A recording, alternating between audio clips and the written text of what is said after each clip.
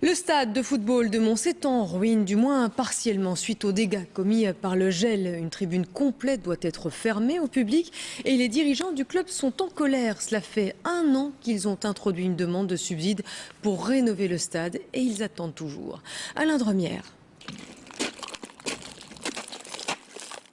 L'image parle d'elle-même. Le gel est passé par la tribune et son sol explose. Une tribune qui sera fermée pour le match de demain. Une tribune rebaptisée par ses dirigeants. Oh ben c'est un peu, on appelle tribune Bagdad, hein. Donc on dirait vraiment que c'est un champ de mine et c'est très dangereux, je veux dire, pour les supporters, quoi.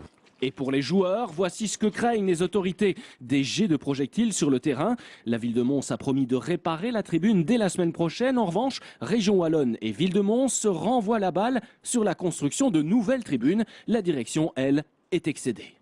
Les élections, c'était au mois d'octobre. Maintenant, les élections sont passées. Et tout d'un coup, bon, j'ai l'impression qu'il n'y a plus rien qui bouge. Les gens sont nommés pour 6 ans et on est encore tranquille pour 6 ans.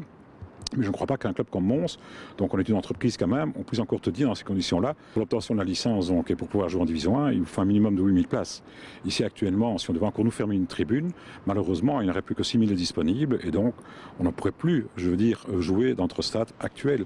La preuve en image, cette autre tribune, elle est fermée depuis 3 ans. Les sièges sont condamnés par des bâches publicitaires. À l'intérieur, le décor est apocalyptique. Voici ce qu'il reste de l'ancien espace business. On est dans la zone business site, donc c'est ici qu'on accueille avant les partenaires, les sponsors, les dirigeants des clubs adverses, donc dans Anderlecht, donc le Standard, quoi.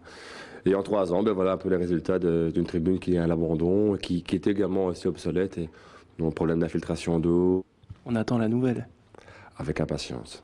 Une nouvelle tribune, car côté sportif, c'est le même constat d'amertume. De son banc de touche, Enzo Schifo doit se contenter de tribunes vides dans un stade, nous explique-t-il, où son équipe ne se sent pas toujours chez elle. Des fois on joue chez nous, j'ai l'impression qu'on ne joue pas chez nous, par exemple. Et ça, pour un joueur, c'est fondamental. Moi, je le ressens énormément. Par moment, l'équipe joue un peu moins bien, elle aborde moins la partie. Et bien, parfois, le soutien du public peut nous amener à nous surpasser. Et là, ce n'est pas le cas.